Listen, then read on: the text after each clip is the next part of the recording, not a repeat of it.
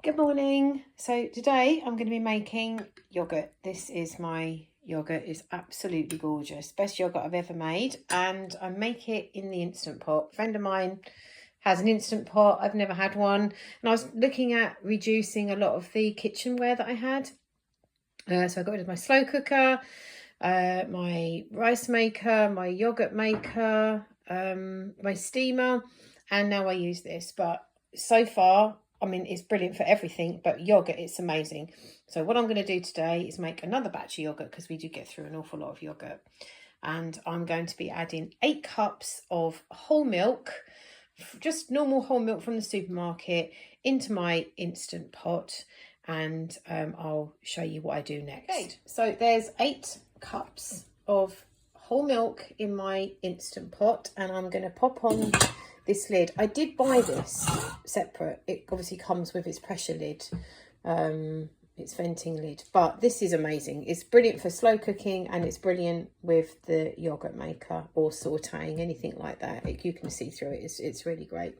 So I pop that on, and then I switch it to yogurt. This is the Instant Pot Duo.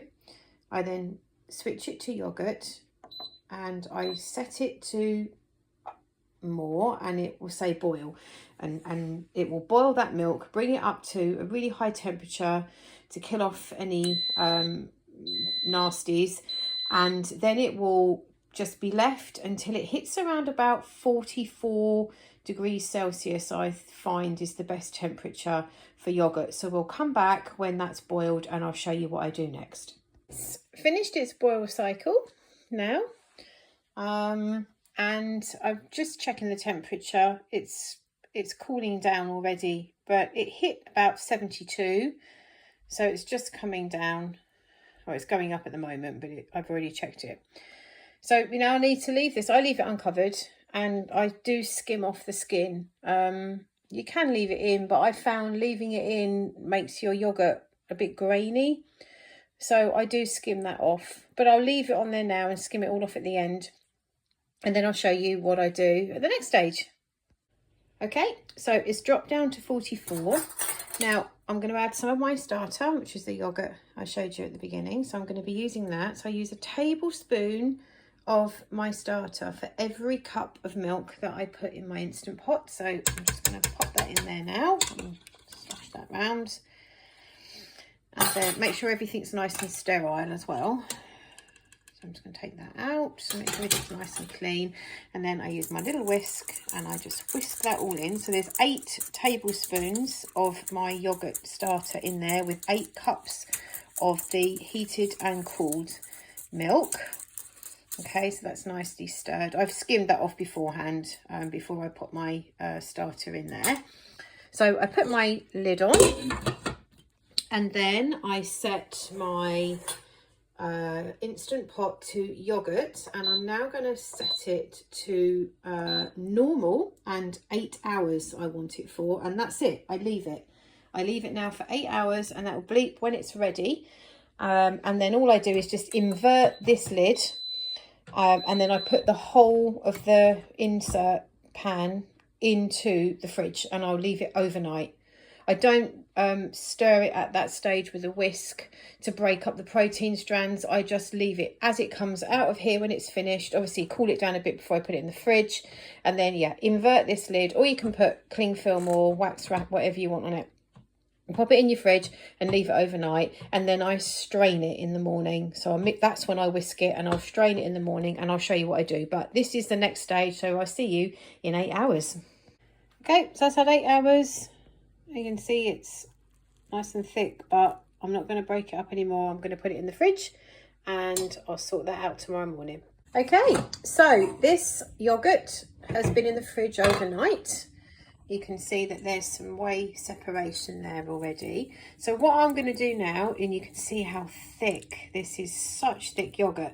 I'm now going to whisk this up, and then I'm going to tip some of it into this strainer and strain it off. Now, if it's too thick, then I'll just strain half of that, which will make that a little bit thicker. If this was runny, so as it gets a little bit older, if you're using your starter And my last one, I probably used it about 15 times and it started to get very sour and grainy. Remember, when you buy your starter yoghurt, it's just normal, plain, natural yoghurt. But make sure it's got lots of live cultures in it. It will say on the back. So you have to use yoghurt with live cultures to be able to use it as your starter. But then this yoghurt becomes your starter for your next batch. But it depends how you like it. It normally replicates the yoghurt that you used as a starter. So if you've got quite a runny natural yoghurt to start with, that will be what you'll get. If you've got a thick kind of Greek style yoghurt to start with, which is what I had, then you'll get that lovely thick Greek yoghurt if that's what you're looking for. And I like it a little bit thicker. Like I said, that's why I'm going to strain mine. But I'll show you what happens at the end and how I bring it all together. But you can eat it now. Of course, you can have it. It's ready now if you're happy and you don't have to strain it. Just if you want to mix it up, I always do. And it gives it a nice smooth consistency. If you want to put some honey or something in it to sweeten it, now you could put some chopped fruit or some jam or something in it to flavour your yoghurt. You can keep it in one big pot, or you can split it up into individual little pots. We use these little jars like this. This has got some bread spice in at the moment, but little pots like that, and you can keep those in the fridge. But that is what you get the day after. So I'll show you the final bit in the next video, next part of the video. So I've whisked it up there like that, just to show you before I put that. Will go back in the fridge. This goes in the fridge. I'll cover that and then I'll leave it for about an hour. The longer you leave it, the more that the whey will drip through your strainer. You can see it started already. And then the longer you leave it, the thicker that will get in there. But then I just literally tip that back in with this and store it in a glass Pyrex, actually with a silicone lid, and that stays in the fridge, and I just use it from the main pot. Okay, so that has now had a couple of hours straining, and you can see that's really thick now. Really thick in there,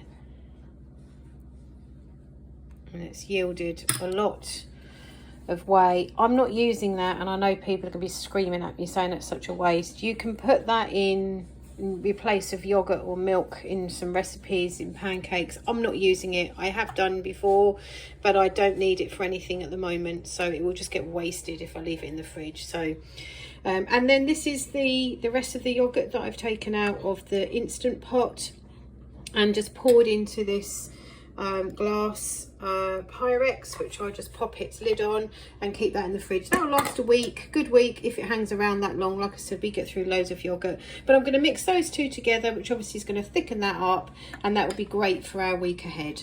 I hope you've enjoyed it. Any questions, please leave a message in the comments and I will get back to you.